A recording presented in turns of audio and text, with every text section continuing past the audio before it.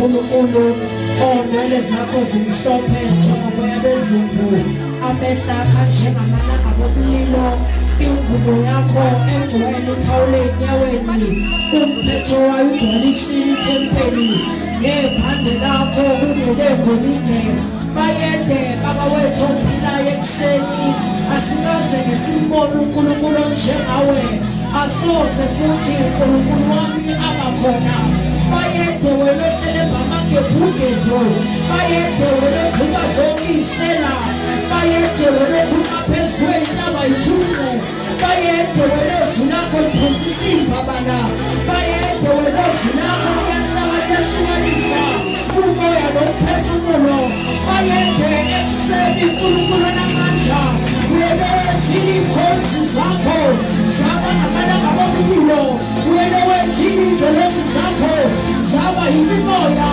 bayede wena izulu eliphezulu bayede wena omkhulu nowesabekayo bayede uNkulunkulu wethu ongcwele siletha kuwudumo uNkulunkulu namandla ney'mbongo zonke ezakho nobukhulu nobuphakama bungobakho nokubusa nobungcwele bungobakho nobuthi wethu namandla ubukhosi obakho egameni likaKristu Jesu waseNazaretha siyabonga baba wethu ongcwele ekuseni.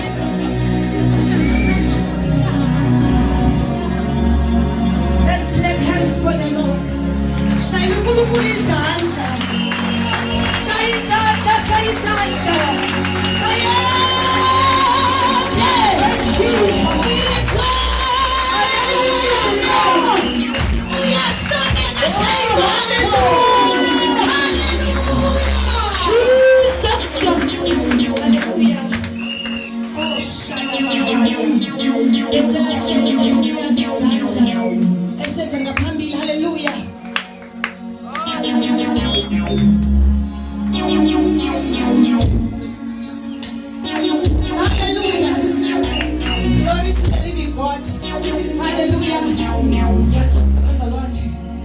Hallelujah, hallelujah. Ngicela shaya prophetess esiza phambili ezogcobunikelwa hallelujah. Oh Jesus. Hallelujah, hallelujah.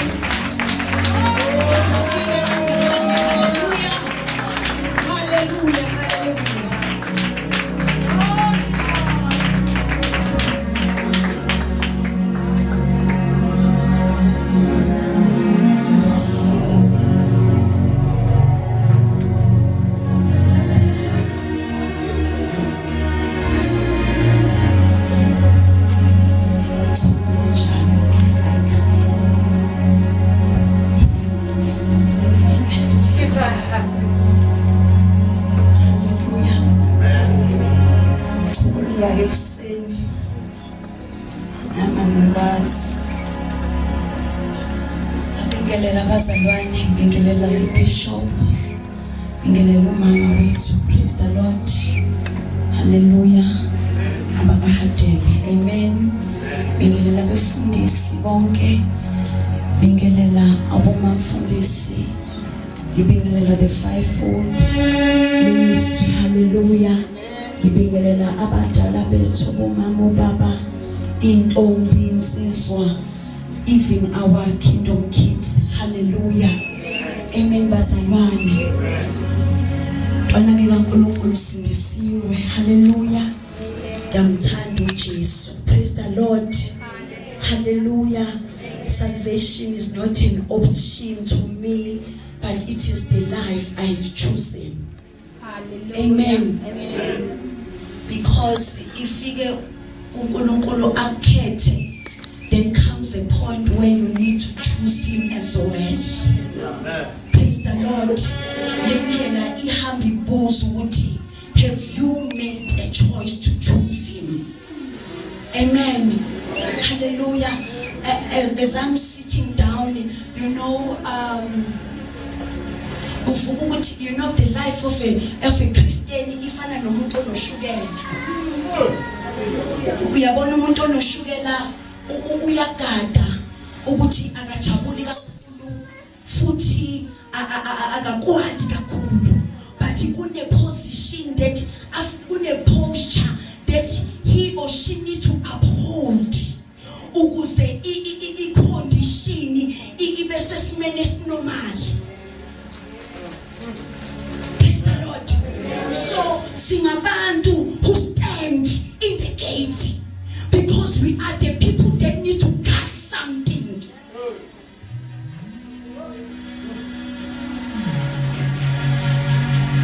Praise the Lord. You know, it's Bible. You need to rejoice even in suffering. So I'm learning even our joy is a weapon. It is not something to do anyhow. The only thing that we need to have as saint is peace. Because if peace is not balance between you being sad and you being happy. Hallelujah. Amen. Praise the Lord. Because kunemnyanga sivulile sijabulile. Sangabona ukuthi sesijabule sasesenhle. Praise the Lord. We need to guard ourselves all the time. When we are sad, when we are joyous, but we need to guard. Singalahlekelwa izinto bazalwane because we overjoyous. Because knowledge ifuna ukuyibuke ukuthi vela kuphi. What is producing the joy that you are representing? Amen. Yeah, ngoba you know what? Bazalwane, we want to present ourselves in flesh. But we don't want to read the people of the spirit even if they are quiet. Konke yenziwa uJohn. Lithi iBhayibheli wakatholakala elele esifubeni sika Jesu. Ezuthanda ngoJesu, Jesu engakazi athi ngiyathanda. Kodwa wafunda nesambulu uthando likaJesu, uJesu engakazi athi ngiyathanda. Ngoba abantu bezwe bafuna ukuthi uvele uyinto ethize so that they will not think you are not the perfect love. Praise the Lord. Hallelujah. When sometimes we are quiet, does not mean there's something wrong with you. Have your quiet moment. Hallelujah. There's nothing wrong there. You are not short of anything. You need not to present something if it's not coming from the Spirit. Amen. Amen. Communicating something. Amen. Amen, Bazalwane. Amen. Okay. I was just passing. Praise the Lord. Hallelujah. Hallelujah. Amen. Umuntu wesifazane sesuvala inyanga yabantu besifazane. You carry a deep dimension of God. Oh, Jesus. Hallelujah. And abantu abanga-understand ezweni bathi we have 6 senses. Praise the Lord. Amen. But there is a particular nature uNkulunkulu asifome saba yiyo. Hallelujah. Look at this. Inyoka ayizange yaze yathi go straight to the visionary. But he knew if I touch this one, I'm opening a door to destroy this one. Because the dimension of God is carried by this one. Amen. Amen. Amen, bazalwane. Lento ifanele ukuthi uyazi ungumuntu wesifazane. Look at uRahabu bazalwane. Lithi iBhayibheli wawabona amadoda ukuthi angamadoda kaNkulunkulu, and for her to have an eye to see these are the men of God. Kwamenza ukuthi abe semlandweni kaJesu. Praise the Lord. Hallelujah. Don't take yourself as a human being. Praise the Lord. God, what God has given unto you as a woman, because unento ufuna uyivikele. Umuntu wesifazane.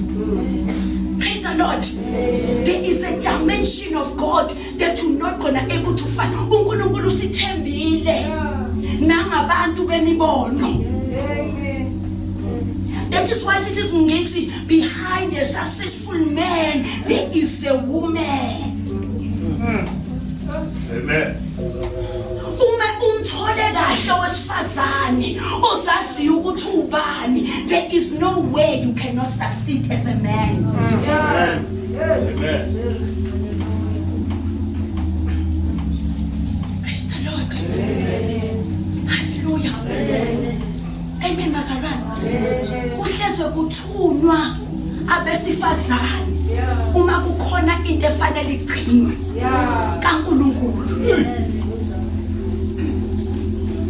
Amen bazalwane. Hallelujah. That is why uMaria understood the assignment. Wayengakhulumi izinto zikaNkulunkulu inomi kanjani. And because he was the person who was guarding the things of God, he created the miracle. Amen. If you're able to guard the things of God, you'll be a walking miracle.